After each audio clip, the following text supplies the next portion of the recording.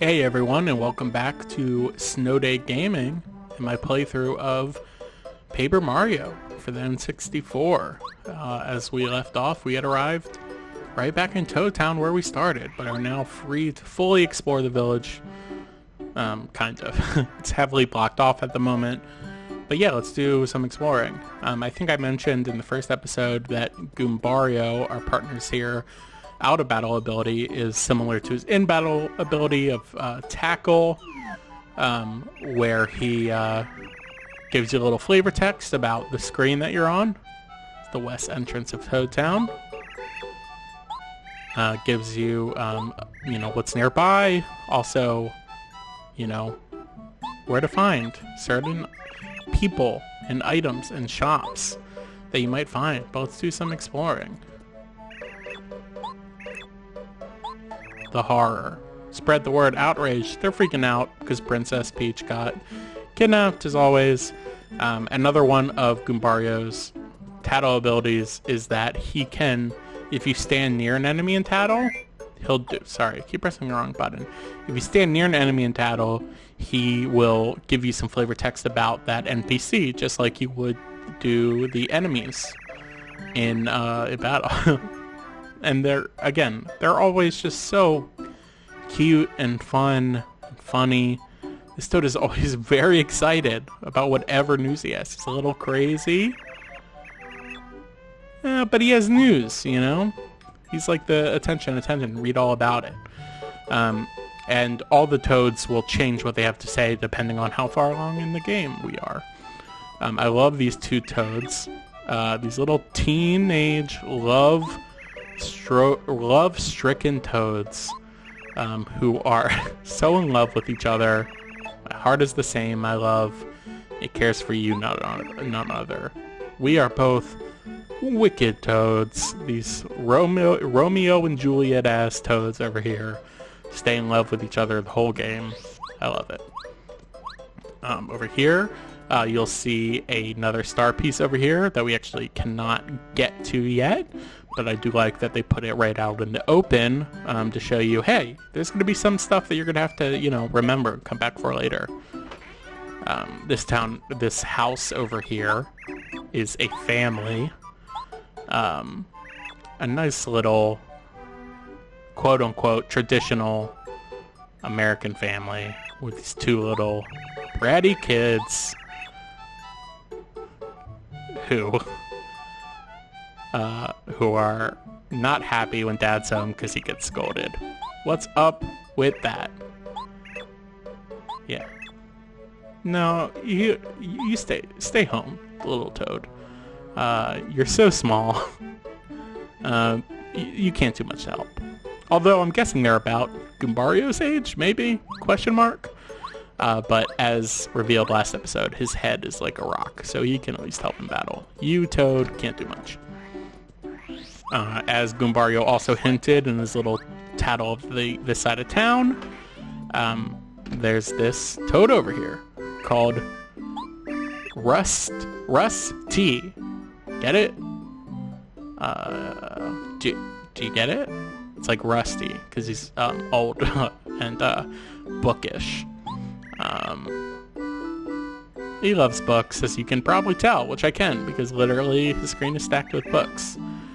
So basically, this guy, NPC, plays the role of, that guy in the RPG who you go through for tips and little secrets and stuff. Are you talking to me because you crave knowledge that only my intellect can provide? And here he is at this point, just reiterating that the main plot of the game, that in Starhaven, there was a star rod that can grant wishes and guarded by star spirits, and you make wishes and all kinds of star stuff. There's actually no real reason to ever talk to him. There is one point in the game where the game kind of expects you to come find him and talk to him, but that's not completely necessary. But we probably will once we get there. This Toad will probably tell us, yes, I did know that. Yeah. Very convenient. So yeah, anytime, similar to the Toad House, which has the Toad sign out front, anytime we see this little fire flower outside of the house, it is letting us know that there's a shop inside, which, as you can see here, is full with a bunch of items that you can just walk up to, see the price of, and buy as much as you'd like. There's some here that we have yet to come across, although we will come across all these soon. So, as well as ones we already have, like the fire flower, the sleepy sheep, and the mushroom. So I'm not going to buy anything, but it's a nice little inventory of simple items right at the start. And while this inventory and this shop will always stay the same throughout the game, every shop has a different inventory. So obviously later in the game, there's shops with better inventory. Shroom Grocery is what this is called.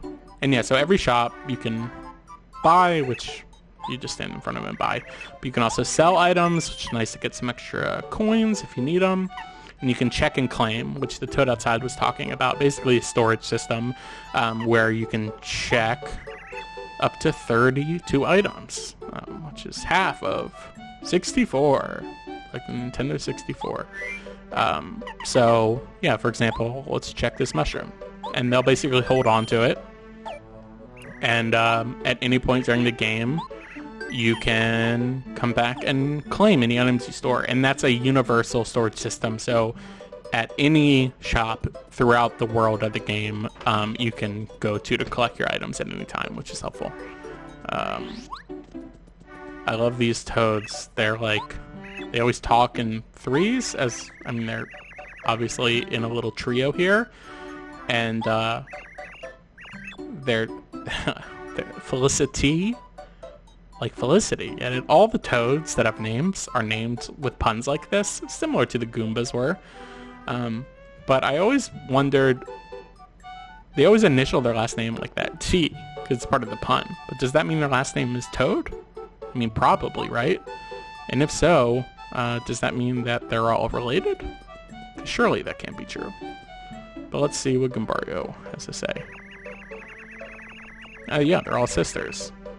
Apparently they call themselves the Three Beautiful Sisters. You know what? More power to them. You gotta feel good about yourself, you know? As long as you're not being vain. She says she's cute. I definitely think she's the cutest of the three. Goombario has crushes on multiple people in this game. Yep. I personally don't think they're that attractive, but I guess for toads they are. Well, you did just say that you thought the other one was the prettiest. Goombas and toads think about beauty in different ways, I guess. You know what? That's very true. Different cultures, you know, and races, you know, they prize different things in what they find beautiful in their culture. So look, I get it. That's the second oldest. Works pretty hard. All right, she's allowed to, Goombario. You know, let them feel good about themselves. I guess kind of cute. This damn little kid has crushes on all of these toads, and we know it. Yeah, so over here we can't access it yet, but this is the dojo, which is a little side quest kind of thing. The master's not there, so it's closed. But we should check back soon. And I love these two like unique sprites. We have this what do you call them? Buzzy beetles, right? Is that what you call them? But he's got this little like rat tail on him. And then these, oh god, you fight a version of these later in the game. They're like Hoopalus? No, Dupalus is Thousand Year Door. I forget. But I do like that their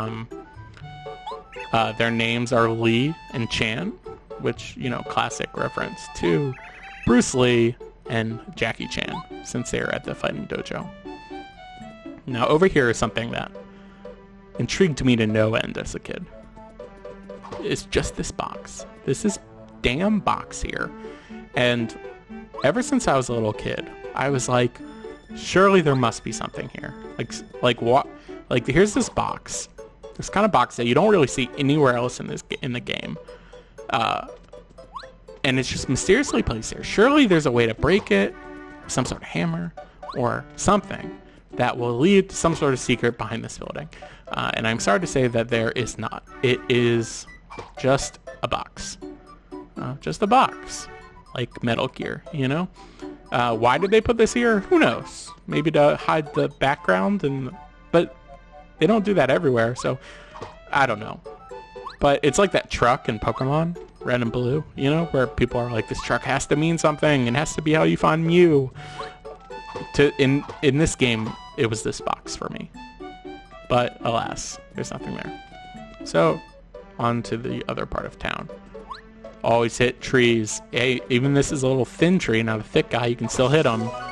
Because boom, there's another star piece. Great destruction. Rain wood. So poetic. Right, as you can't get to the southern part of town right now. Like a lot of RPGs, they block your progress at the beginning before the full hub world kind of opens up to you. This is one of my favorite little things. So here's like the news bulletin, right? It'll update throughout the game with headlines because this is like the Toad newspaper or whatever. Princess Peach kidnapped, castle uprooted. And it gives you a little story about what's going on at any point during the game. But if you go around to the other side, you get the Toad Town Underground news. And it's like, hey guys, if you want the true news, if you want the power to the people news that they won't let us put on the front, here's a little underground zine telling you the dope straight truth of it all. Which now just says, I'm scribbling on the back of the notice board. How naughty. Ooh, but I hear Mario was defeated by Bowser. How ominous. Dun dun dun. Signed, a gossip-loving Toad, who apparently writes these little underground news bulletins, which is interesting because every Toad in this town lives to gossip about everything all the time, because this is an RPG. But I just love that like there's two versions of the news and they both say different things. Let's ignore that for now. If we go up here, we get these two characters. Ralph is the name. I think actually, so I don't know if we've ever seen this race of creature in a Mario game before. They're like they're dogs, I guess, like pit bulls maybe. I mean that makes sense, right? His name's Ralph, like rough, like a dog. And I think their race because of that might be called Ralph, but I'm not sure. Let's see. This guy's pretty funky. Yes, and they will sell badges here later in the game, but they're still setting up shop. This is his son, his little son. I am a customer. What do you have to say about him? No, I want to know what you have to say about this little dog child, please. Oh, I don't know if I ever knew his name. Ruff. Yeah, they're definitely dogs. He looks just like Ralph. Yeah, he does, but smaller, almost as if they just shrunk the sprite. I don't know. He seems to be helping. Look at him. He's like smacking that box a little bit. And as that other Toad said, we don't have access to the southern part of town because the earthquake knocked everything down. It's a good reason for it, at least. Instead of like, I hating like Pokemon games or whatever, and Zelda games sometimes, but Pokemon's the first thing that comes to mind where they're like, I haven't had my coffee yet, so you can't pass because I'm grumpy. It's like, that makes no sense. I do like that there is at least a logical reason for why we can't pass, which is that there was an earthquake and it damaged the pathway, you know? I mean, obviously speedrunners have a way around this, like they do everything, but I am not a speedrunner, alas. She loves flowers. She's minty, because she loves minty, you know, like flowers, I guess? And she's telling you something that you want to be on the lookout throughout the game is for Bubulbs. Which I like. It's a cool name, like Bob-Ombs, but Bubulbs. And it even shows you a picture of them. And it's like, look out for these guys and talk to them whenever you see them. Because if not, you are going to have to do a lot of annoying backtracking later in the game. And this toad, I think, is in love with Minty. Yes. Yeah. Yes, you were creeping on her. And that, hey, mind your boundaries. That's good. Who are these guys? These evil-looking toads that just so happen to be the same colors as the Koopa Bros we saw talking to Bowser earlier. Very suspicious. There's the Toad House, which stores your health, save block, a post office. So you might recognize this guy, Parakarry. He's the one who delivered the letter from Peach at the very beginning of the game. He will actually come into play later, but for right now, he's just chilling. He's a mailman, Here's like the gruff postmaster general of the Toad Town post system. And so the reason to come in here mainly is because throughout the game, you'll receive letters for your partners. As far as I remember it, Mario never gets a letter himself, only his partners.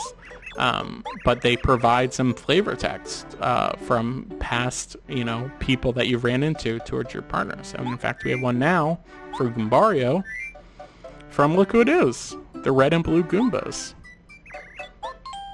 Here you go, Goombario. You were a lot stronger than you looked. We figured you were just some punk Goomba hanging around with Mario. Anyway, you proved yourself to us, and you showed us that being good is as important as being strong. So, when you come back, do you think we could be friends? Please say yes.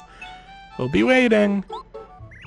Yeah, so I just like that little, flavor text of update of, hey, those characters didn't, aren't gone forever now that, we've defeated them. Turns out they really idolize Goombario now and want to hang out with him. Unfortunately, there's no way to find the red and blue Goomba anymore. They are nowhere else in the game. But I do like that it still updates their story a little bit, with letters. Nothing in that tree. And this spinning, eye-catching building with the stars on it has someone named Merlin in it. But he's clearly not there, even though someone is talking to you. I love how, if you listen to the music, here's the Toad Town theme, and then as you get closer to the door,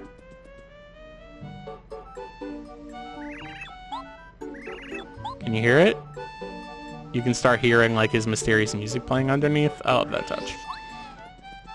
But yeah, this is the only way to go, is back to Peach's castle, or what's left of it. Oh my gosh.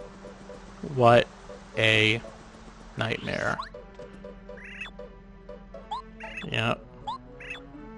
Yeah, Luigi made it out and a few others, but everyone else was taken. That's so sad. Okay. Are you ready for that mysterious block part 2? It is this damn rock over here. This rock. So you get a partner eventually that will let you blow up rocks that don't look like this one, but still she can blow up rocks. And this boulder is very mysterious here. Again, you don't see this boulder anywhere else. It's just here, weirdly. Perfect place for a secret, right? Clearly you should be able to blow this up and there's a item or a badge or something underneath. No, it's just a rock. There's nothing here. Again, confused infuriated me to no end as a child. And now I pass that fury along to you. So here we are off to Shooting Star Summit, which we've been told to go at multiple points during the game so far. And that sign tells us there. But there is, however, a second route down here. Looking for something? Drop by Merlovely's place. Very vague. But let's go check it out. So I love this little area. Their little house. If you go around back, there's a little picnic bench that they can just kind of chill on, Just a nice little area. There's actually more out here, but again, we can't get it yet. But this house has a couple different things going on for it. One, there's this box over here, which is empty now, but clearly has some use, which will become clear later in the game. even though it's not incredibly useful. It is a neat mechanic. And here we have Mysterious Fortune Teller. Let's see, she's a gorgeous one. Merlovely. Gorgeous. See, here's what if there's a character in this game that is a female, Goombario will have a crush on her. Like, or cool or pretty, lovely, beautiful, whatever. She's very but he literally thinks he's in love. Okay, interesting. So yes, Merlovely. So basically what she will do, as we can see, is show you some things that you might have missed. So we've already found some star pieces and a badge. Super blocks are more rare and are very important, but we won't find them for a while.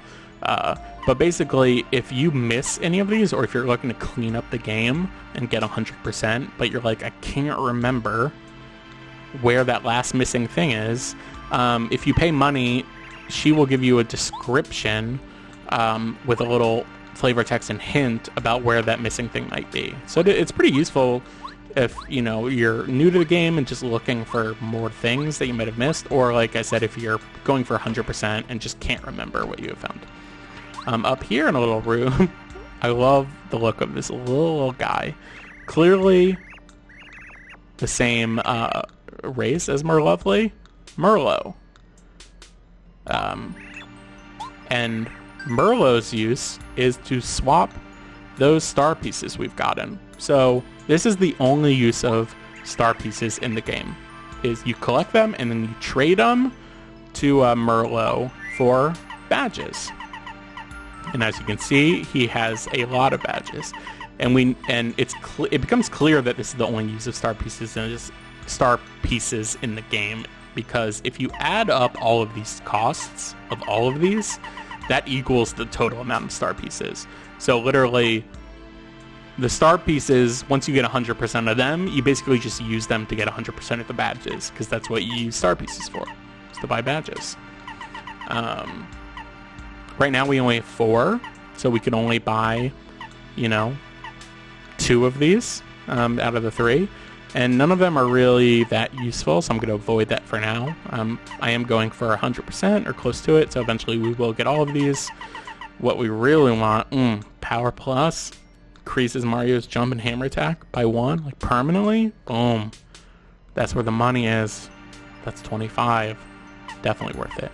Also, I mentioned in the last episode that there was another way to see how much health every enemy had, besides having to switch to Goombario and tattle on them every time, and that is Peekaboo, which only costs 10, so it's not that much. We'll actually have that, relatively soon, and that just displays their life bar permanently, which is very useful if you, don't want to just, wait and guess, or just, chance it how much HP they have, but also if you don't want to switch to Goombario every turn to tattle and use up a turn tattling, because Goombario, let's be honest, is not the most useful in battle. In fact, he becomes pretty much irrelevant the second we get a second partner, which will happen very, very soon.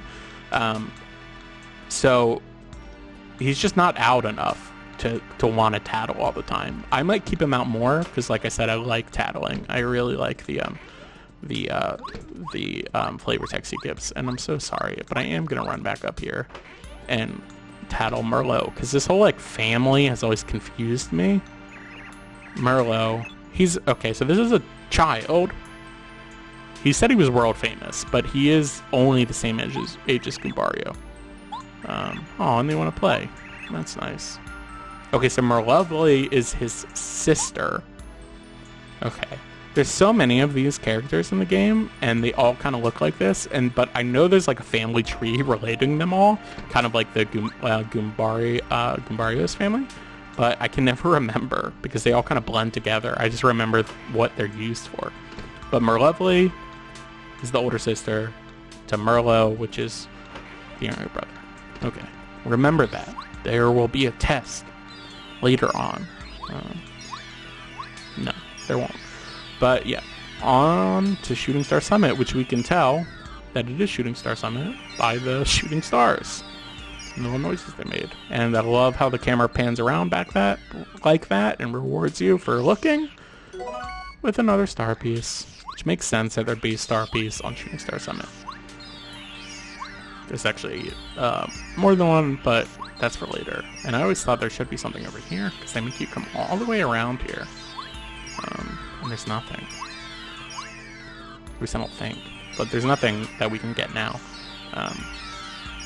Yeah, so let's climb it. Let's climb to the top of the summit.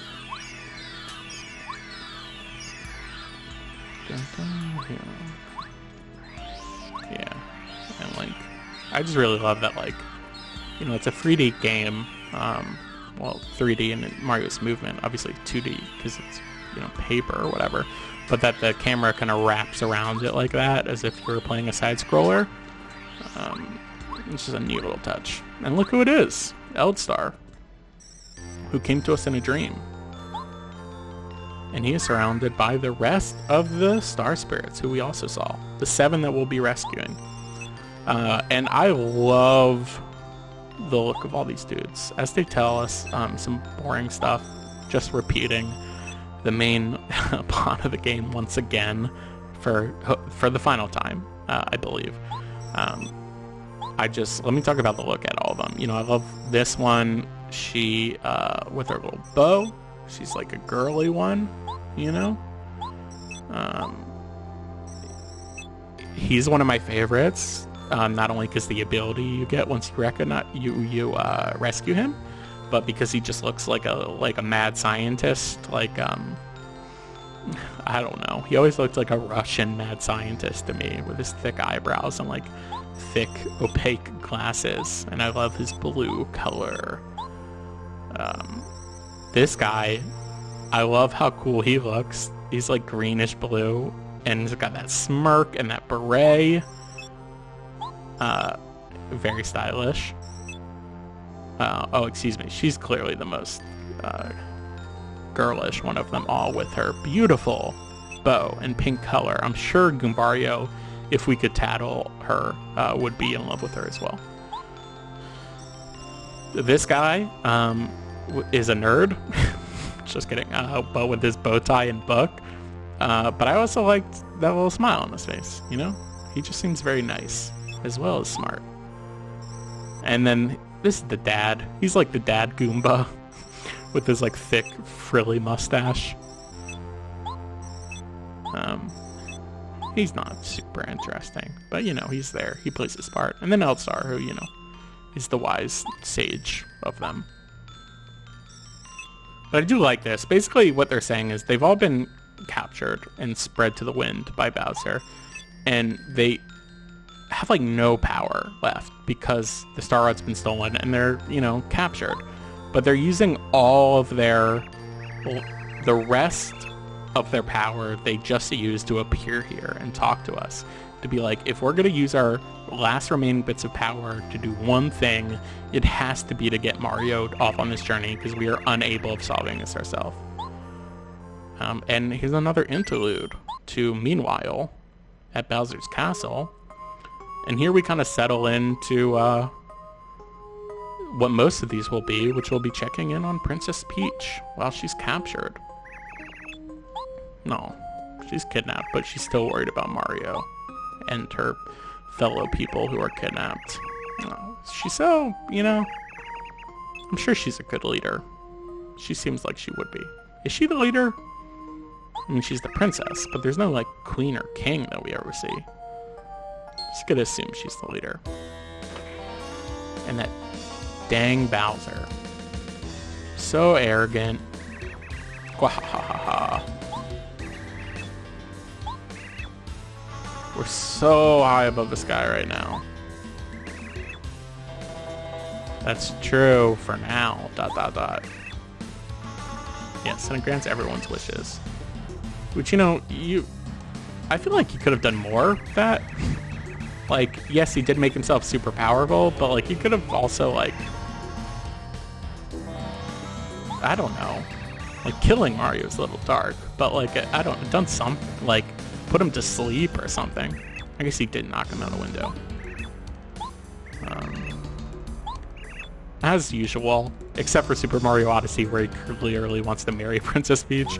There's no, like, real reason he gives for why he's kidnapped her, which, you know, is probably for the best. Oh, please. If only someone could help me. And guess what? Help's about to arrive in the form of one of my favorite characters. Tink, tink, tinking on the window. Look at him. Tink, tink. Tink, tink. Look at this little guy. This cute little star who maybe has one of the most unfortunate names in the Mario world that has aged the most unfortunate. His name is Twink. Which I get. It's like Twinkle Little Star, because he's a little star. But also, yeah, I mean, I'm not sure how widespread the word twink was when this game came out. It's just very funny to me that he's called Twink. He's a star kid, but I just look at him. Look at this little guy. So he's like, if the star spirits are like the grand, you know, the grand elders of the star spirits, he's like the new one. Like I think when you die, you become a star spirit in Starhaven, and like he clearly just died or something, because he's like brand new, like first day or so on the job. And he's like, oh, Peach is like, oh, you can grant wishes, right? Because you're a star spirit. Can you get the star rod back? Oh no, he's so sad. He's like, ugh, that's a little much. Like, I just started. I really would love to, but like, only the star spirits can kind of do big stuff like that. I'm more of like a small time wish kind of guy. And she's like, no, don't worry about it, Twink. Like, okay, how about taking me away from this castle in the sky at the very least? Can you do that? And he's like, oh, gosh, I'm really sorry, but I'm just so new. I can't do big wishes. Oh no, Twink, you'll be a splendid star in no time. Oh, and she's like, don't be sad. See, look, I love these two.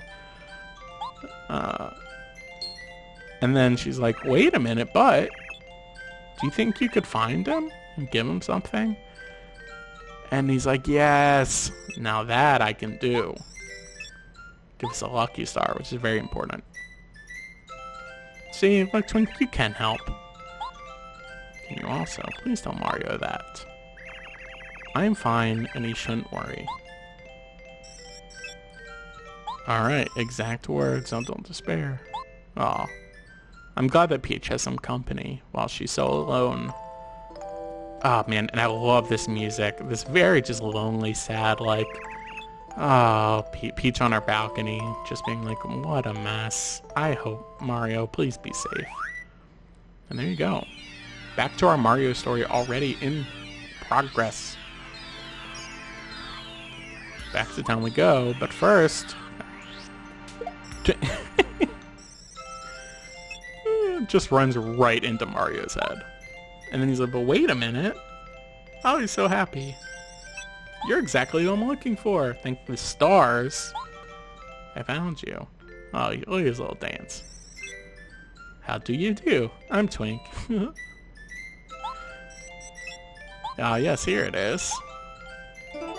Lucky Star, a star-shaped pendant. Let's use the action command, which you'll see what that is very shortly, and will make battle immensely more interesting and active. Yeah. Okay, I'm going to say no, because it is a long tutorial, and they literally will let us show it off in just a second. But again, he asked twice, just like the badge tutorial. Terrific. Yeah, so will you, Goombario. Here you are. And it's a magic Koopa. Dun, dun, dun, dun. What a foolish star kid. Honestly, that's pretty smart. It's pretty smart for a Bowser minion. I also love that that idea that like all of Bowser minions are like, ooh, if I'm the one to take out Mario, they're gonna love me. Where in fact I think Bowser would actually be pretty mad if he wasn't the one to take him out. yeah, so this is going to show us how to use action commands, which, as you'll see here, adds a active, time-sensitive little mini-game thing to battles that is not necessary, but will let us do more damage. So for a jump, it's pretty simple. Press A right before landing. Oh my god. Oh my god. You guys, I'm so sorry. I was staring at... There's a little bit of lag. That didn't work. I'm so sorry. Oh, but luckily, Goombario has the same thing for his head bonk. So let's see if we can do this. So, you know, normally you bounce off of him and he does 1. Okay. Not sure what's going on here, guys. I promise I'm trying. Let me get this down. Oh my god. Is this lag this bad? This is honestly the most embarrassing thing that could ever happen to me. Let me try again. Okay. There we go. Oh, I'm so sorry, you guys. Yes, I will have to stare at this other screen while I do this. So basically, that is what the action command does for jump. If you press A with the right timing, you hop once like you normally would, but then you hop again for more damage. And with the hammer, it's similar but different. As you can see, you're going to push left and hold it and release it when it lights up. So that's going to go like this. And boom. Instead of doing 1 damage like normal, you do 2. Alright. Okay, there we go. You guys, please forgive me. I'm a new YouTuber, okay? Take pity on me. We'll have plenty more chances to get that right. Alright. Yeah. See you, Twink. Thanks for the very useful item, dude. Even though I failed using it spectacularly. Oh, right, the message. I'm alright, so don't worry about me. Is that exactly what she said? He put in the quotes, but I could have sworn it was phrased differently. Oh, she's lonely. She wants her flirting buddy Mario. That's alright, we'll save her. Bye, Twink. He is a brave little guy. But he's probably the same age as you. Why are you calling him a little guy? I have no idea how old any of these people are. How old is Mario for that? For that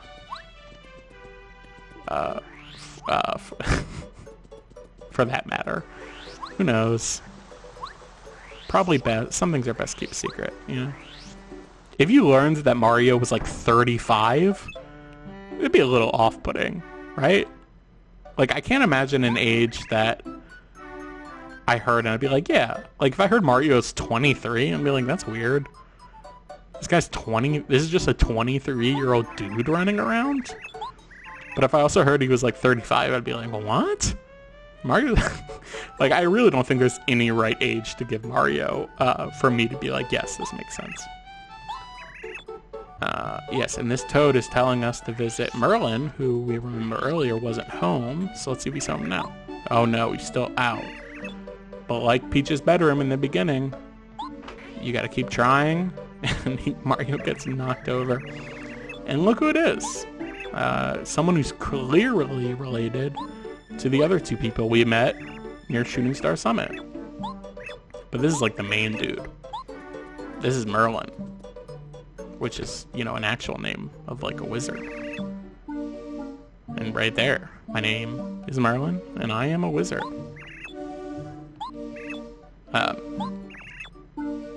Yes, and he must tell you some things, and I love this. The game has been so chock full of non-stop characters talking and talking and talking, and this is what this guy's about to do.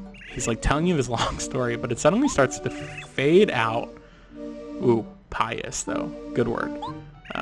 Good vocabulary. Teaching kids vocabulary. Good job, Nintendo.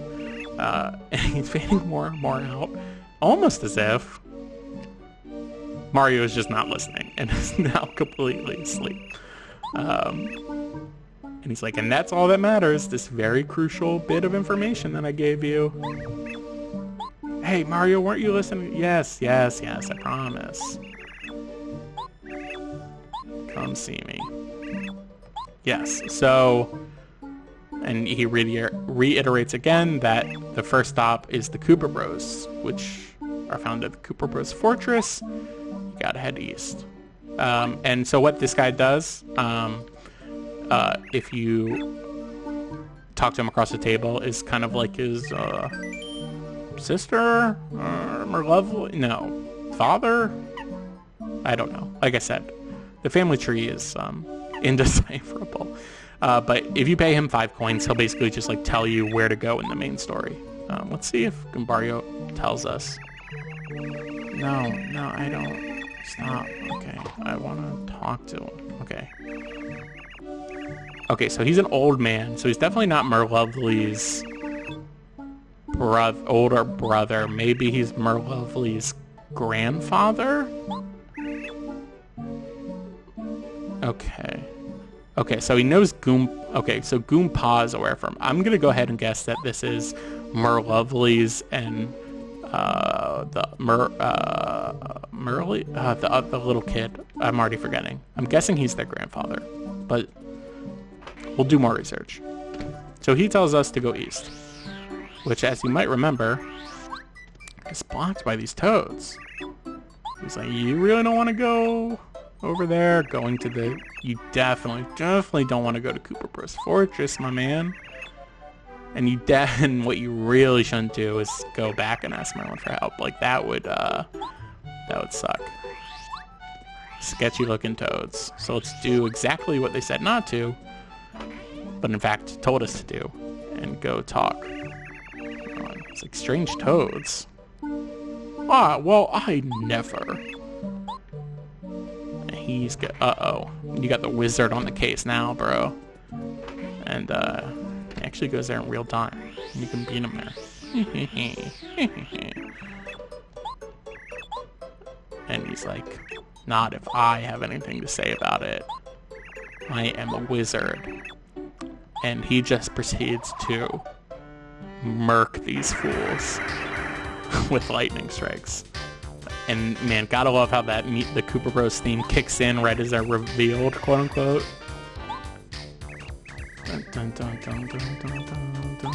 Perfectly disguised. Their disguise wasn't bad. They just looked like evil toads.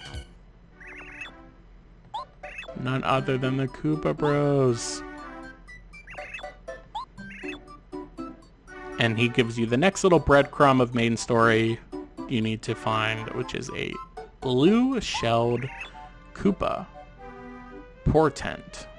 Another great word, man. Can't imagine I knew what a portent was when I was a kid, but I'm sure with context clues I figured it out, which is how good writing teaches you words. And Koopa Village. Blue-shelled Koopa in Koopa Village. And off we are officially with Chapter 1 with that classic Mario theme. And if you actually wait a little bit, just a second, just hold a little bit longer. Boom. Cute little audio Easter egg of the original tune playing. And while we're on the screen, I will say that so we get a chapter title card when we enter each new chapter, and it gives you like a hint of the boss that you're going to be facing, but only in shadow, like a silhouette of them, which is like a nice way to be like, especially for ones that we haven't already seen. Like we obviously have seen the Koopa Bros before, but soon we'll come across chapters where we don't know who the boss is yet. It's like a nice little tease of like, oh God, what is that? That's what I'm gonna have to fight. And same with the star sprite that we'll be saving. And here we go on the road to Koopa Village, and we're glad I got that. Immediately met with a new enemy. Ooh. Maybe should have healed. It'll be fine. Let's take out the Goombas. And hey, because of this new action command, we can take Goombas out in one party member's turn. If we can land the battle command, which we did, which is super helpful. Let's actually tattle the Koopa Troopa. Everybody knows Koopa Troopas. They're like the second most famous after Goombas. Max HP 4, attack 1, defense 1, but their shells are hard. And I love this. Immediately the enemies are starting to get a little more intricate in their mechanics. Basically, he has a defense of 1, but if you flip him over, like you can see he's flipped over now, their soft belly gives them a defensive of 0. And you can flip them with a POW block or jump attack. We don't have a POW block yet, but we'll get one soon. And he spends his turn struggling to get back up, which is a nice touch. And so let's do the... Which I stared at the wrong screen again, guys, you know. I'll learn eventually. Oh, and still, I think how many turns it takes them to get back up is random, probably between 1 or 2. But that'll take him out just like that. Am I going to risk... Okay, you know what? That's a sign of fate, you guys. We got the mushroom. We're gonna eat it just to be safe. Chomp, chomp, chomp, chomp,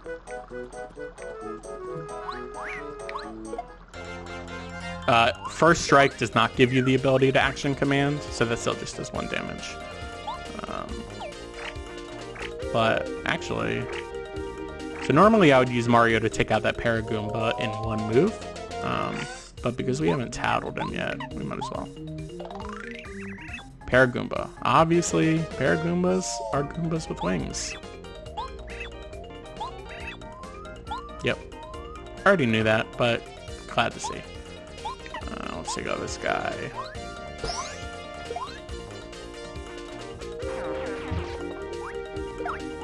Oh my god, and I'm completely forgetting... I'm doing a terrible job this episode, guys.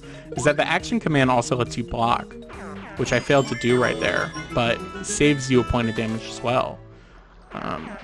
Which hopefully I'll show you in just a sec, because there are lots of enemies on this route. Oh, I want to hit that guy first. Alright. Goombario can't hit this guy, so let's take him out with the hammer attack. Boom. And already almost halfway to another level. Comes fast and furious at the start. And look at this, another red block which has the badge in it. The Dizzy Attack badge. Delivers a blow that makes an enemy dizzy and unable to move. So this one's interesting. This is actually like an out of battle badge that affects in-battle mechanics. So we can attach it. And if you'll see here, my little zoom move, you see how there's this blue, the blue swirl that's now around it? Basically, if I swirl into an enemy in the out of battle like this, it'll enter battle with that enemy being dizzy and unable to attack for a couple turns. Sort of like being asleep, which is, you know, like the Sleepy Sheep does. Oh, and here's another item that's new, the Fright Jar. Somehow even more worthless to me than the Sleepy Sheep.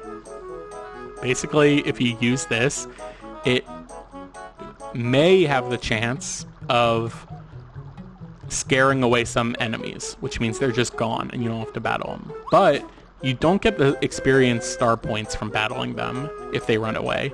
And 2, it only has a chance of possibly working. So it's just like, I want experience. You know what I mean?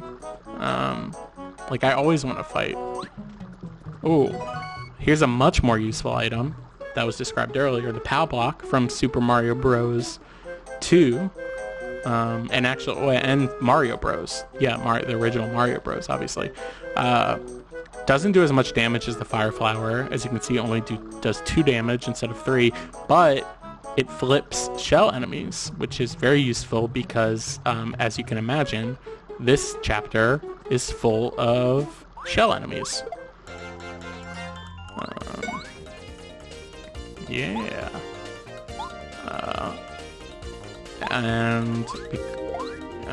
Yep, you know what? And because we started off the game with the first strike, Boom. Okay, that's the defense move, right? So if you press A at the exact time an enemy hits you, sort of like the jump, it decreases the amount of damage it does by 1 against Mario. So because Koopas have 1 attack, Koopa Troopas, they don't do any damage when I block it, which is super helpful.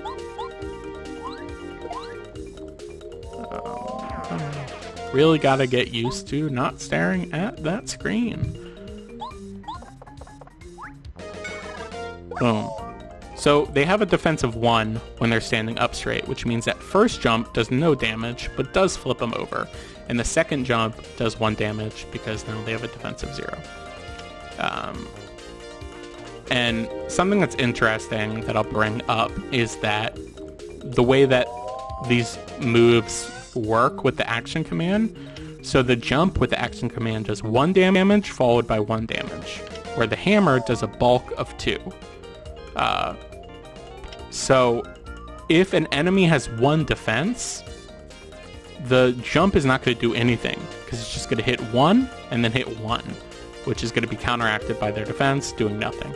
But if you hit them with the hammer, that does a bulk of 2 minus 1 defense, which will do them 1 damage, if that makes sense. So it's already introducing kind of these like complex things to think about. I mean, complex, you know, for this game at least, definitely more complex than they were. Things to think about of, you know, not only is this enemy even hittable by a jump or a hammer, but which version is going to be more effective, that bulk damage or that 1-in-1 damage? And you got to hit the tree this time because it's the only way to cross. Dun, dun, dun, dun, dun. And I love this block that you would normally hit, but there's something clearly on top of it that is moving, and it's a dang spiked Goomba hiding.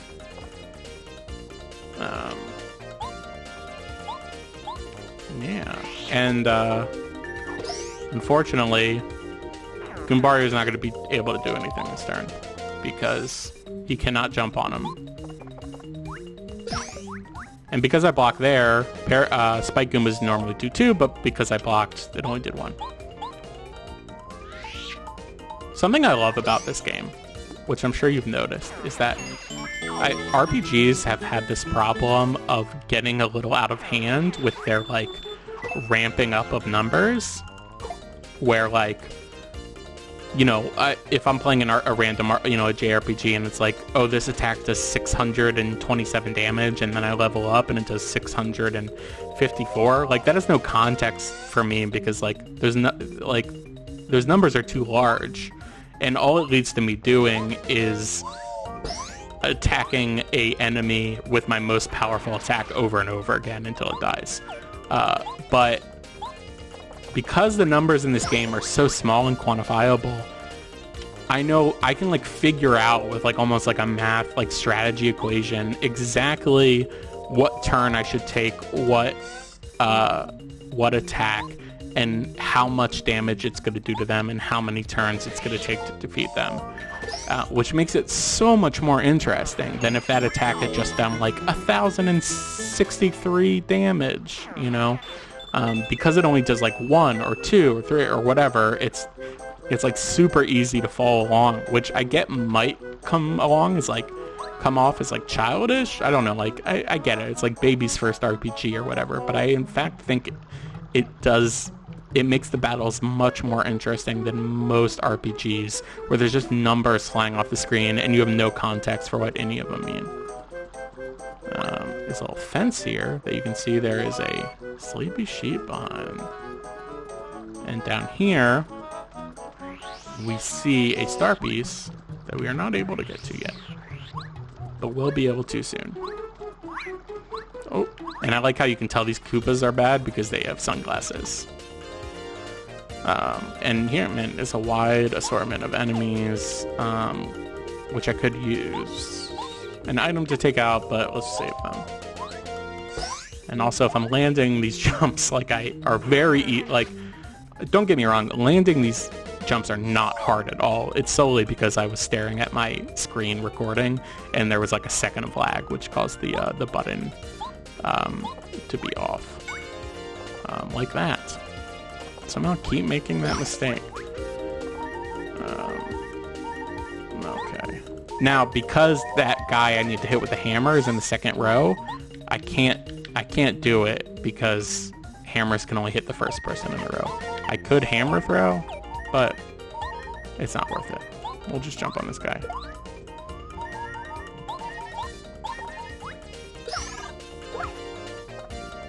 And I'm going to stop mentioning every time I miss a battle command, action command, but just know that if I do, I promise I am usually better than this, and I just am being distracted by the other screen. In fact, that would have been ooh, look at that lucky badge going to work. That would have been a perfect time to switch the order, but oh well. Hoping all this makes sense.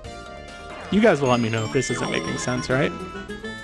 Feel free to let me know if it's not making sense, and to also tell me I'm terrible at action commands. Because clearly evidence has shown that I am. Like, oh, is there... I could have sworn there was a, Sorry. Oh! I could have sworn there was a secret block there, but I guess I'm thinking of something else. This episode's all over the place, you guys, and if you're sticking with me, I really appreciate it. Alright, so to the right we have Koopa Bros Fortress, and down we have Koopa Village. Which Koopa Bros Fortress is where we need to go, but if we remember what Merlin said, Koopa Village is something we need to look out for. Which, while we're up here, I like, oh, out of the corner of the screen, you can see an item hiding behind this little candy cane dude. And it's a honey syrup. So this is basically the equivalent, the FP equivalent of the most basic mushroom. So the mushroom restores 5 HP, honey syrup restores 5 FP. It's very useful. And I like that, like, so these two guys, their eyes are still, right? They're not moving. This guy's eyes follow you, which, boom, plays a neat little tune and spits out what I believe is an endless amount of hearts. Which is a neat little Easter egg. It doesn't have the best use case, obviously. This is the only place these things are in the game. And there's a way to heal right nearby. But it's a nice little like, secret. And speaking of secrets, as we come down here, we see 3 blocks. Very suspiciously placed. And I forget who tells you this in the game, but you don't need them to tell you for you to do it. If you hit them in a certain order, something happens, and I'm hoping I remember the order. I'm gonna try left, right, center. Yeah, boom, and there it is. Hidden badge block, giving you a badge. Attack FXB changes the sound effects of Mario's attacking, which is a very silly item that does not really have a use at all, actually. These items do have a use in Thousand Year Door, actually, but not in this game. So, and as you can tell, because it has no use and is just silly, it doesn't cost any badge points to attach. And what this does is, there's a few of these in the game, right? This is Attack FXB, this is A, B, C, D, and E, I believe. There might not be an E. I know in the game's files there's an unfinished badge that is an extra one of these, but you can't get that without, you know, like hacking into the system, you know? But what it does is, I'll show you. It adds a slide whistle to Mario's hammer. Which, why would you want that? I don't know. Because it's silly. It's fun though. I'm going to take it off because that sound is annoying to me. And also it's not even the best sound effect you get from one of these badges. But I'll be sure to test them all out as we get them. Anyway, that's like a fun little, not like a great reward for solving a secret, but it is fun, you know? And here we are in Koopa Village, which is currently in the middle of Medlem falling victim to to fuzzies. If you don't know what fuzzies are, they look like this. How's he showing you that? I don't know, but Mario clearly is picturing it in his mind. Mean guys, yeah, I hate fuzzies. Oh no, speaking of, oh my god, that fuzzy just stole this Koopa shell, which must be humiliating. And yeah, man, the town is absolutely overrun by them. And you can kind of help him. You can help get his shell back.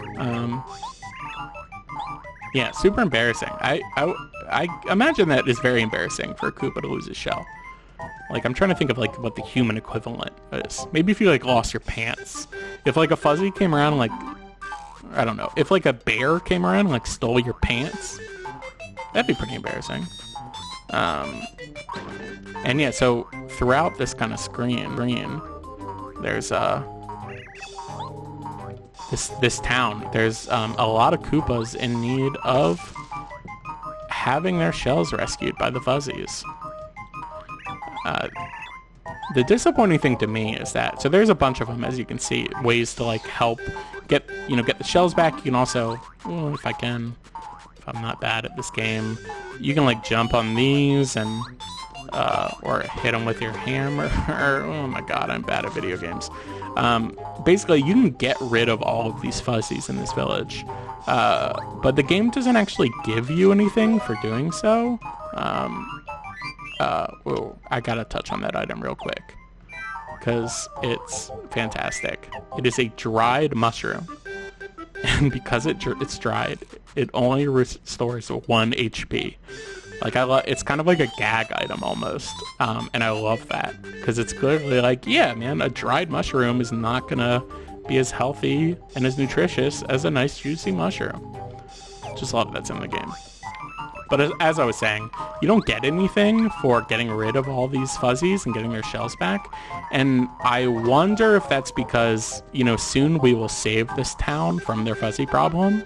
And these fuzzies won't be here anymore. So maybe the game wanted to make sure that you couldn't miss, possibly miss an item that you couldn't come back for. But still, like, you get all this work, oh my god. Okay, hold on. I'm gonna... Oh my, okay, hold on, okay.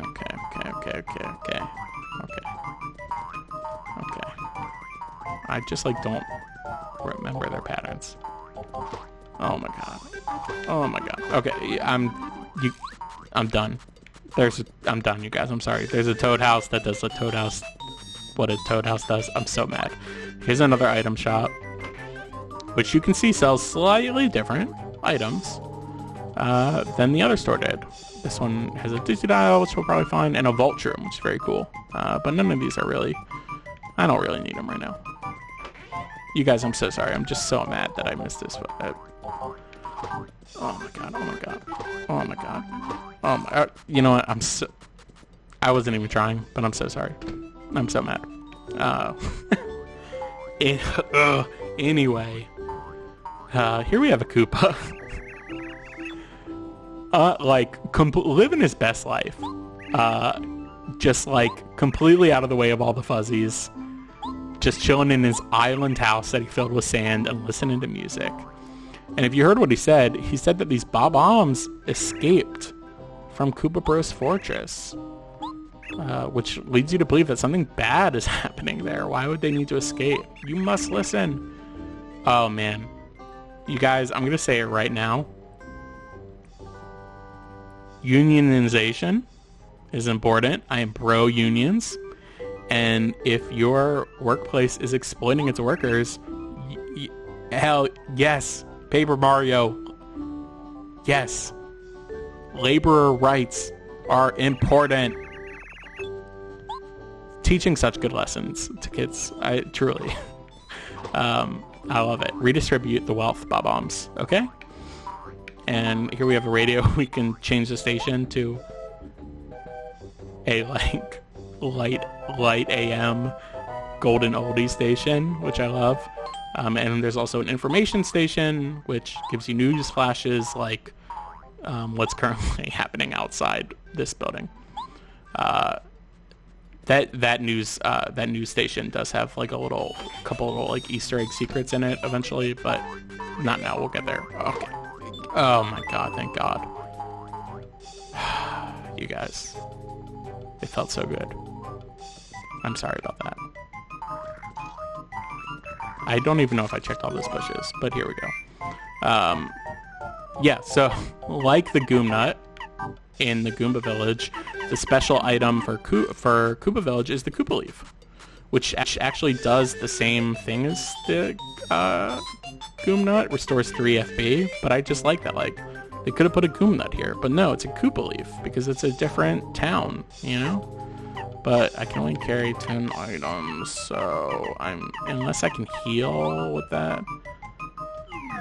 No, I'm sorry, Tried Shroom. You have a little bit of time throwing them away before they disappear, but...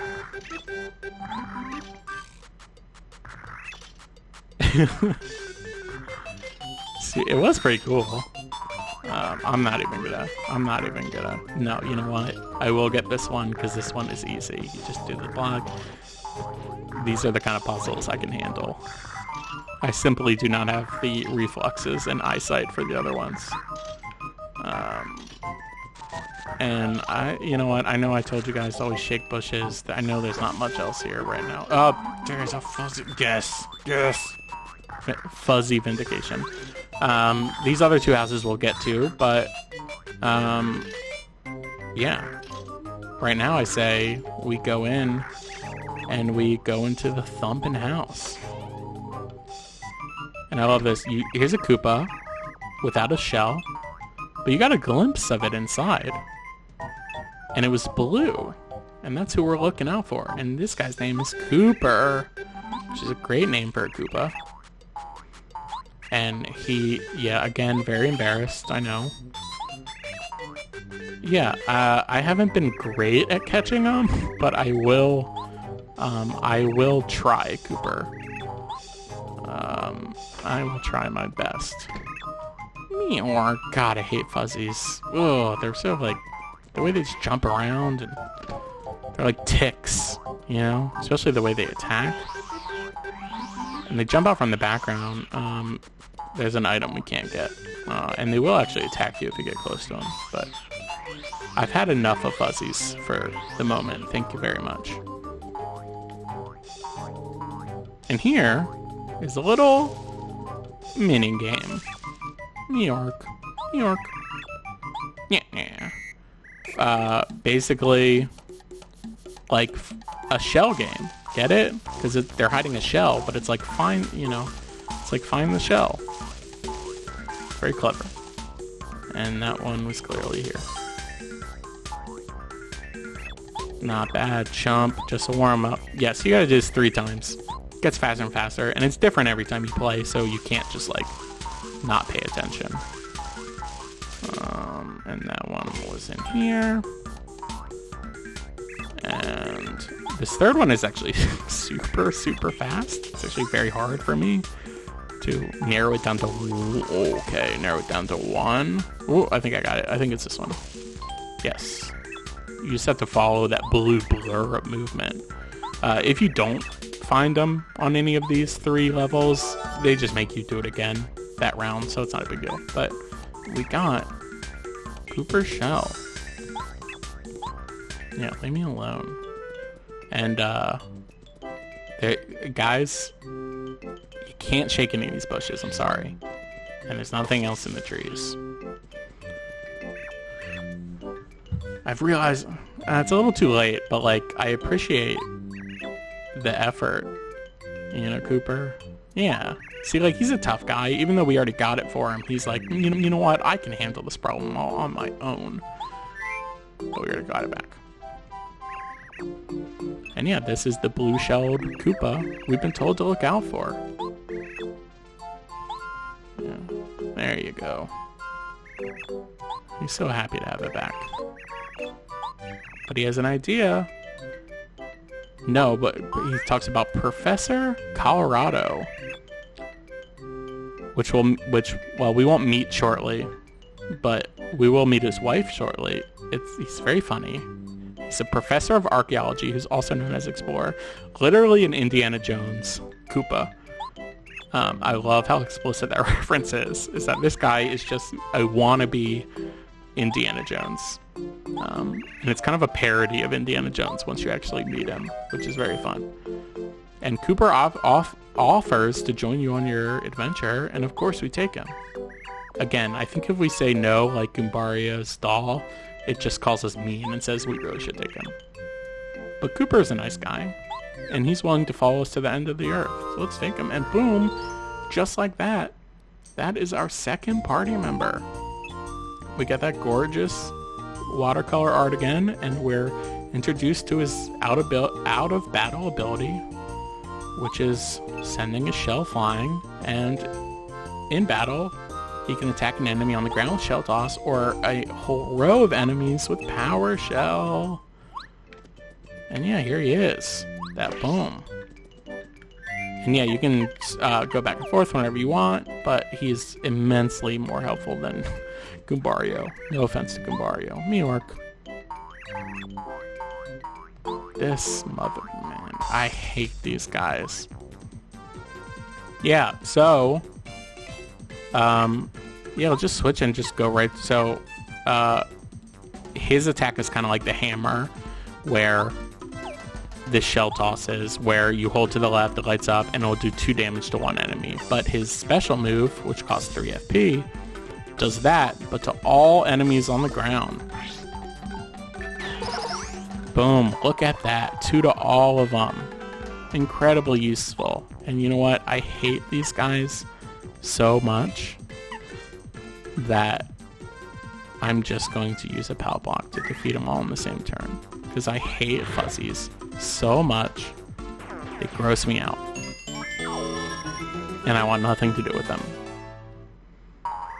And we will have to fight more of a different kind later in the game. But that's it for now. And just like that, we'll find that the fuzzy problem has been solved. And this item that we couldn't get before, because you can't jump up there, well, I know there are pro strats to get up there, but normally you can't jump up there. But this is what Cooper's ability does. Brings it back to us. And we get another badge, the HP Plus badge. Now there's a few kinds of these in the game. And these are always weird to me. Because, so what it does is, it costs 3 badge points. And it increases the maximum HP of Mario by 5. But if you'll remember, when we level up, we have a choice. Along with FP, we can also either increase Mario's HP by 5, or get 3 more badge points. So this is just kind of like basically saying, oh no, wait, I wanted to upgrade my HP, not my badge points, and like switching it over to that, which never really made sense to me, because it's like, if you pick badge points, don't use your badge points to get 5 HP. You could have just picked 5 HP to begin with. But, you know, I will say this, it's good in like early game pinch. Like right now, I don't really need hammer throw, and I don't need dizzy attack. I definitely don't, like, I just have it available, so I might as well put it on, because it's the best thing that I've got right now. But pretty soon there will just be like much better things. And again, I'm choosing badge points for a reason, you know? Like, I don't want to undo that decision, but it is there if you need it. And as you can see, my HP is now raised to 15, although it does not raise your current health along with it. I need to rest or heal to increase that to 15.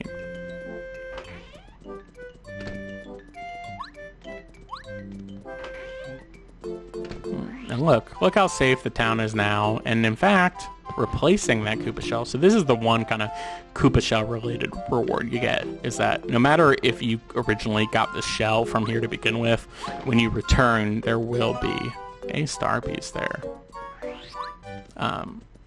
Now let's go into the 2 other buildings in this town that we didn't get to.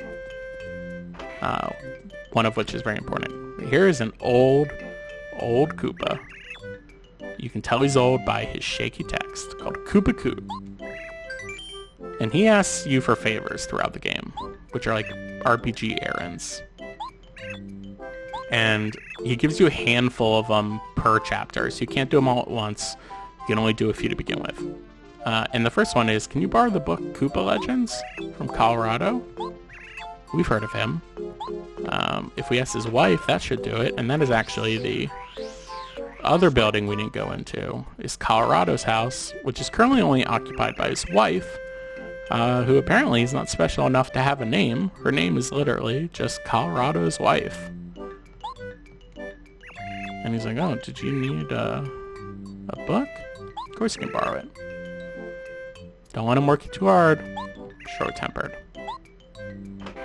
And she goes back and she finds your book for you. Pretty easy, right? They start off very easy. This is it. It's behind the bookshelf. Koopa Legends, Colorado's strange book. I don't know what's so strange about it. Koopa Legends just says to me like it's a book about mythology of Koopas, right? But apparently it's also like a like a fad diet, fad exercise book as well. I love that. Firmer shells in 30 days. Very good writing. And you can actually go back here, but there's no reason to at the moment. But you can tell that Colorado is an adventurer, because look, he's got like a treasure map on his wall. It's a neat little touch. And so we go back and we deliver it to Koopa Goot. Great Galloping Goombas. And he rewards you with, he's like, no, take it. No need for modesty. Here it is. 1 coin. A bush's worth of coins. Not even that bush from the prologue beginning. They gave you 2 coins. Just a normal bush. And so I really like this, because it's like you do this errand for him and you're like, 1 coin? See ya, old man. I'm never doing another errand for you again. But if you actually keep doing them, he gives you some pretty good rewards. You just have to wait for them. So here's another errand. Let's see what it is. He needs a sleepy sheep to help him sleep. I love that contextual great reason to need an item. Like, of course he needs a sleepy sheep. Because he's fighting Goombas and Koopas? No, because he needs to fall asleep, and that's what sleepy sheeps do. And this one, I think, is supposed to be a bit more annoying because the shop in this village doesn't actually sell sleepy sheeps, so it'd be really annoying if you had to go all the way back to Toad Town to get it for him. But luckily, we actually have 2. And like I said, I will not be using them in battle. Veritable hero, great word. So here you go. And again, you're like, 1 coin? Are you kidding me? But he also has something else. And it's a silver credit to let you play in a secret playroom in Toad Town. And basically he infers that it's like an underground gambling den. And this gives you access to it, which is cool. I mean, there's nowhere else to get this in the game. You just like wouldn't have access to it unless you did this errand for him. So that's a reason in and of itself to keep talking to him, even though his errands are so annoying. And he can't think of any favors at the moment. So that's it for this chapter. Once we beat each chapter, he'll have more. So we'll come back for them. And yeah, that's all there is to do in Toad Town, except, oh my god, I'm so glad this guy is here. This guy will show up randomly in villages as you play through the game. It's pretty random. There is a way to try to force him to appear, which we'll actually need to do to get to 100% without losing our mind. But I always love this guy's look. Chuck Quizmo. I don't think I realized till later he's like an earthworm. As you can see, he's like wormy body underneath there. But I just love his look. And he is a game show host. And he will give you a question every time you talk to him. And if you get the question right, you get a star piece. If you get it wrong, he doesn't give you a star piece. And the question just gets saved for next time. And I also love, I don't think it tells you this, but his little sidekick there, her name, I believe, is Vanna T. like the rest of the Toads, Vanity. But it's like also a play on Vanna White, who's the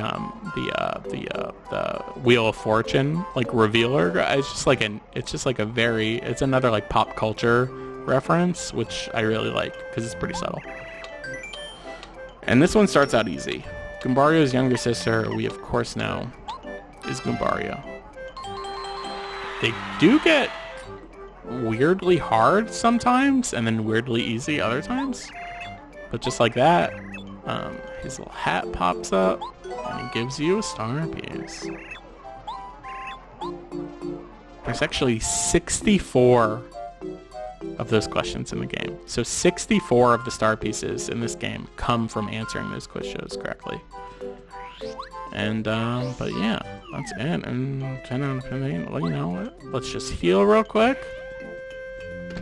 And we'll be on our merry way.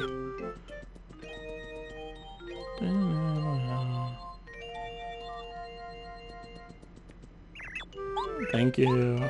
And look at that, 15 out of 15 because of that badge, and back to 5 FP. And off we go with our blue-shelled Kooper,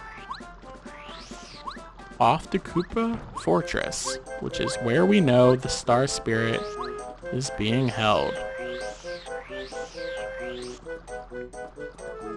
And I love this.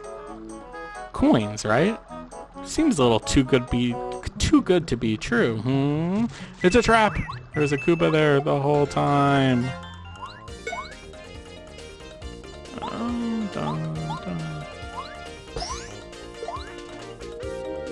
And I'll show you his normal ability, which is just 2 to an enemy.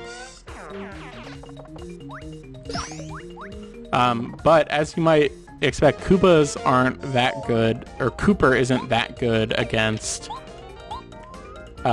enemy Koopas before you flip them over, right? Because they have that 1 defense, and Kooper's ability is a bulk hit like the hammer, as opposed to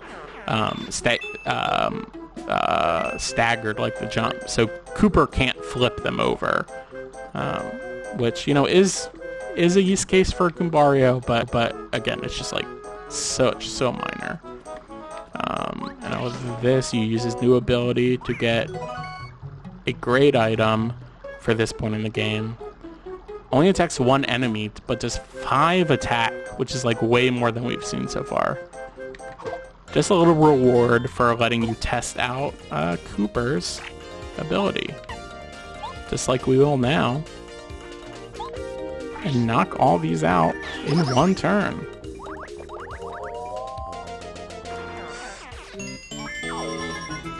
Great.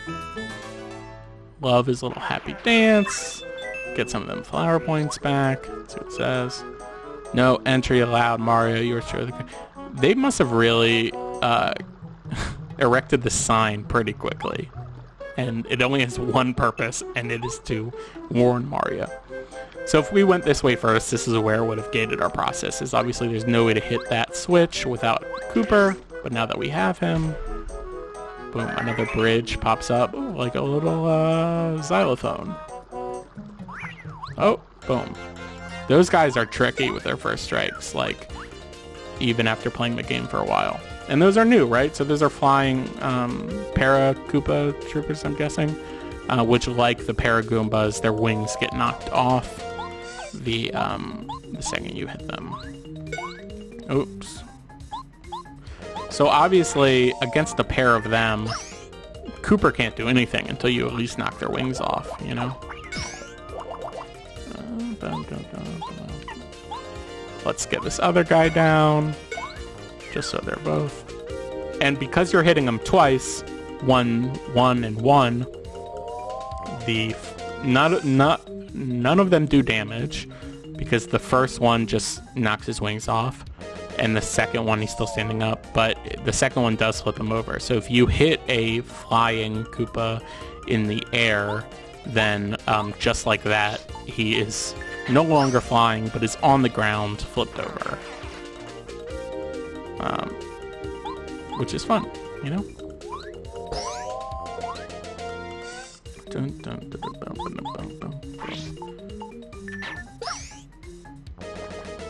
I love that the shade of blue on his shell is just very relaxing to me. I don't know if it's like a powder blue or something, but I just always liked that color blue. Here's where there's that secret. Which, hey, free fire flower at this stage in the game? Great. So great. Check out this guy first. Bait him. No, is he not gonna? Okay. Oh my god, that was way too close. I actually don't know why that guy didn't hit me. Okay. Boom, boom, boom.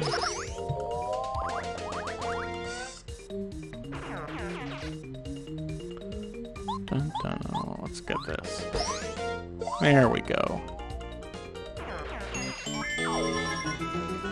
Dun, dun. So close to that new level. And don't think I forgot.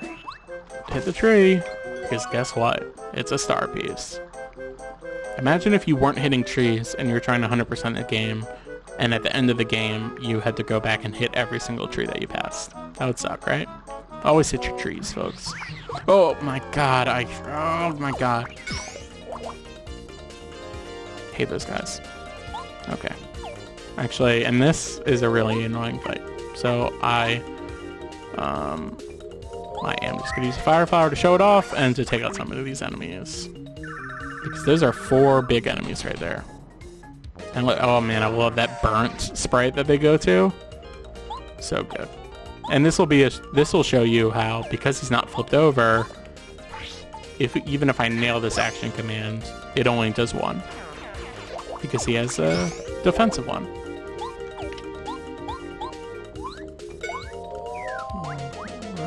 Don't know why I'm still missing that timing, even though I'm looking at the correct screen now. Maybe I'm just bad at video games. Very possible. Yeah, oh great. So leveled up again. And here's our second choice. And I am going to go actually with HP this time, excuse me. Yeah. Because soon that will be back down to 15 once I get more badges to take away that badge. And doesn't this look mighty suspicious? If only we had someone that we could blow up walls with. I wonder if we'll be getting them very soon. Foreshadowing, folks. Take it from a master who can't master an action command. Nice of them to put that block there. And here's the reveal. Koopa Bros Fortress. Let's go ahead and save. And you know what? I think we're well over an hour. So this is going to have to wait, you guys. A tantalizing tease of Koopa Bros Fortress. Our first quote-unquote dungeon of the game. Yeah, hey, if you made it this far, like always, thank you guys so much. I'm so sorry about those action commands. I gotta promise, I never miss them. It's the lag, and it's me being weird because I'm trying to talk while I'm doing it. You gotta believe me. You gotta believe me, guys. Thanks so much for watching. I really appreciate it. I hope you have fun. I hope you check out another episode if you like this one. And yeah, this is Snow Day Gaming. And until next time, take care.